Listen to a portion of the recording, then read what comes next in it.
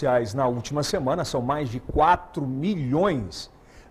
Dá mais, dá quase 6 milhões, porque só um vídeo tem 3,2 milhões, né, nessa abordagem muito pontual que ele fez lá no IELCast sobre justamente esse discurso, né, de separação de minorias, né, de diminuição cada vez mais dessas pessoas, né, de afronta, de transfobia, de desrespeito. Deputado, é um alerta muito forte que o senhor fez ali, justamente para que nas assembleias estaduais por todo o Brasil esse discurso não seja recorrente, que sejam penalizados aqueles que tentem fazer isso, porque é meio que querer normalizar esse tipo de discurso, né? Bom dia. Sim, Elson.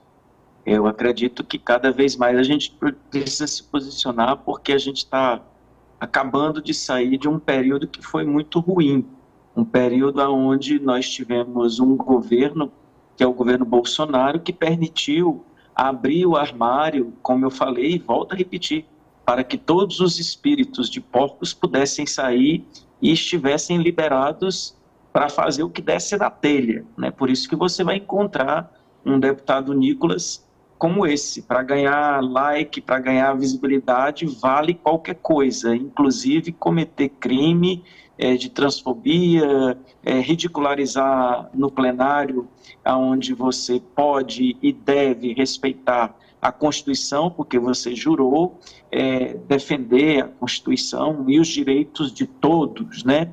E o plenário da Câmara Federal, ou de uma Câmara de Vereadores, ou de uma Assembleia Legislativa, não é comportamento, e muito menos no momento que você está celebrando o Dia Internacional da Mulher e que você faz um discurso de ódio gratuito contra uma parcela da sociedade que já é bastante discriminada. Deputado, eu tenho para conversar com o senhor, eu dei uma analisada em algumas das entrevistas dele pós esse episódio, foram muitas, não foram poucas, e basicamente são dois pilares que seguram essa fala dele. Ele sempre fala sobre o banheiro unissex, né? Ele fala sempre sobre essa questão do banheiro e sempre reputa a história de homens, na fala dele, né? Homens que se sentem mulheres disputando esportes que eram para mulheres. Né? Ele fala isso massivamente. E quando não tem o check, quando você não vai checar a informação, passa isso como verdade para parte da sociedade. Isso é também uma distribuição de fake news? Sem sombra de dúvidas. Essas pessoas, elas trabalham com desinformação e procuram chegar, inclusive, nas pessoas de pouca formação, da forma mais grossa possível, né? Essa questão do banheiro, ela é uma grande cortina de fumaça para esconder outros problemas. O governo Bolsonaro foi todo assim. Toda vez que tínhamos um problema, você trazia uma nova fake news para ser uma cortina de fumaça e esconder aquele problema que tem. É normal e natural em todo lugar você ter um banheiro para homem, um banheiro para mulher, e você utilizar esse banheiro. Dentro de casa não existe, por exemplo, a questão do banheiro unissex. Todo mundo usa, homem, mulher. O lugar onde nós temos um banheiro unissex, que todo dia a gente frequenta, é o da nossa própria casa. Agora a pergunta é, Elson, por que essa polêmica em relação a um banheiro, ao uso de um banheiro, se nós temos problemas muito mais importantes para serem discutidos na nossa sociedade e que aflige, como a questão da segurança, como a questão da educação, como a questão do transporte, por exemplo, nesse momento que vive um drama muito grande na cidade de Teresina. Então, são pautas que não são relevantes em relação à questão da figura humana que tem um corpo masculino, mas que se identifica como um corpo feminino. Nós temos que respeitar. Eu não vou aqui estar defendendo o óbvio, isso é da nossa sociedade. Essas pessoas, elas não pediram para nascer assim, elas já são assim, nascem assim, precisam ser respeitadas por conta da orientação sexual dela. Já sofrem bastante preconceito e discriminação no seio familiar, fora da sociedade, que não lhe dá a oportunidade de ter um mercado de trabalho. Nós temos que construir cada vez mais uma sociedade que ela tenha a capacidade de tolerar e aceitar as pessoas como elas são. Homens, mulheres, negros, brancos, pardos, pessoas de orientação sexual que sejam LGBTQIA+, e digas. O nosso país é um país... Exatamente. Só tem uma raça. Vem a questão da humanidade, de ter a sensibilidade, mas o governo Bolsonaro e esse rapaz, esse parlamentar representa bem isso, ele veio na perspectiva de não tolerar, de destilar preconceito, de inclusive desrespeitar a lei, mas não é só com a população LGBT, com mulheres, com negros. Olha a questão dos indígenas e olha a vergonha que nós passamos internacional com a questão dos Yanomamis, que coloca uma nódoa na questão dos direitos humanos do Brasil lá fora. Deputado, para a gente fechar, se é um assunto que promete esquentar muito no dia de hoje, queria saber a sua opinião, sou um profundo estudioso sobre leis, sobre situações governamentais. A ex-primeira-dama Michele Bolsonaro viajou aos Estados Unidos com um passaporte diplomático, o vermelhinho. Aí muita gente questionando se ela ainda poderia utilizar esse passaporte e se é de direito dela usar. Qual a sua opinião sobre essa situação desde ontem? Bom, preciso respeitar que ela foi a primeira-dama do Brasil, não é uma pessoa comum. Então, independente de gostarmos dela ou não, ou dos posicionamentos, preciso compreender que ela é uma pessoa que ela precisa ter, inclusive, esquema de segurança. E aí eu vou me reportar à questão da própria legislação.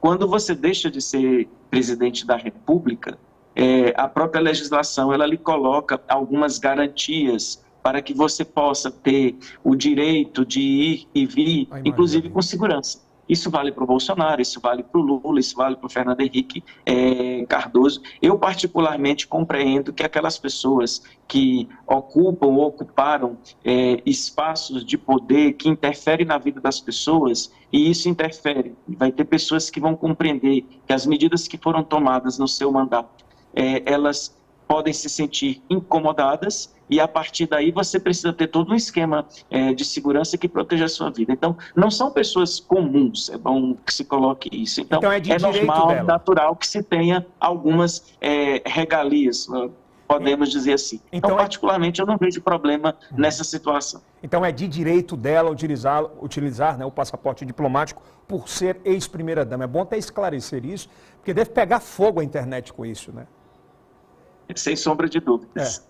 Tem até imagem aí, tem até imagem dela com o passaporte na mão. Eu não sei se a Gabi conseguiu encontrar, mas daqui a pouco eu mostro. Só para fechar, o senhor como conhece bem o presidente Lula, qual foi o recado dado ontem pelo presidente em relação aos ministros? Ele se sentiu mal ou chateado com o anúncio de alguns projetos pessoais especiais de alguns dos ministros? Ou já foi um recado para que nada pior possa acontecer lá na frente? Eu acho que por tudo que o Lula viveu, ele não tem o direito de errar. Eu acho que é natural e é normal você cobrar dos seus ministros e dos seus auxiliares que todos têm um compromisso com o projeto. Eu acho que nós temos uma situação de reconstrução no Brasil e eu quero aqui te dar um exemplo do quanto precisa ser feito. Eu vi uma cena essa semana que a mim me emocionou bastante, Elza, que foi a vacina dos meus pais. Meu pai tem 82 anos e minha mãe tem 81. No período da pandemia, a cena que a gente via sempre era aquelas, para mim, eram operações de guerra. Você chegava com um avião em Teresina e havia toda uma logística para distribuir às pressas a vacina contra a Covid. Para salvar vidas. Isso era uma coisa que não era normal, porque havia uma briga de um presidente da República que era contra a vacina e de governadores e prefeitos que eram a favor da vacina. E você viu que em apenas 2 meses de governo foi comprada a vacina bivalente, ela chegou nos 5.000 municípios e a população acima de 70 anos está sendo vacinada sem nenhum alarde. O senhor viu hoje a capa da Folha de São Paulo? Não vi ainda. Eu vou trazer essa informação, nós demos hoje mais cedo, e é impressionante como tentam colocar de alguma forma no colo do presidente Lula, né? O Brasil perdeu em janeiro, em reais, 2 bilhões de reais em vacinas vencidas, né? E cerca de 27 milhões de doses. Aí se coloca como a culpa... Essa notícia eu vi que realmente perdeu 2 milhões, mas isso aconteceu ainda no governo passado, né? Para você ver como havia uma cultura de não se vacinar. E eu estou te colocando justamente a cultura que está voltando da normalidade. Em apenas 2 meses de governo, se comprou uma vacina, se distribuiu para os 5 mil municípios e sem nenhum alarde, a população acima de 70 anos está sendo vacinada. Inclusive meu pai e minha mãe, lá em Bom Jesus, a 600 quilômetros da nossa capital. É essa normalidade que nós defendemos e que volte ao nosso país. Um outro exemplo que eu te dou, o diálogo com os governadores. Não havia durante 4 anos de governo Bolsonaro. Você vê que, inclusive, o nosso governador Rafael Fonteles ajudou a capitanear uma reunião com o presidente Lula e com o ministro Haddad da Fazenda e está agora fazendo uma recomposição de perda de quase 27 bilhões de reais do ICMS para todos os estados, independente da cor partidária. Deputado, o senhor é pré-candidato à Prefeitura de Teresina? Bom, meu nome está à disposição do partido do meu partido e essa discussão será feita no ano de 2024. Vamos aguardar como é que o partido se comporta. Se quiser, bem. Se não quiser, também sigo fazendo o meu mandato de deputado. Essa parte final que a população do estado do Piauí confirma. Se quiser, bem. Se não quiser... Tá bom, deputado. Obrigado. Obrigado pela participação aqui no Bom Dia. Uma ótima quarta-feira.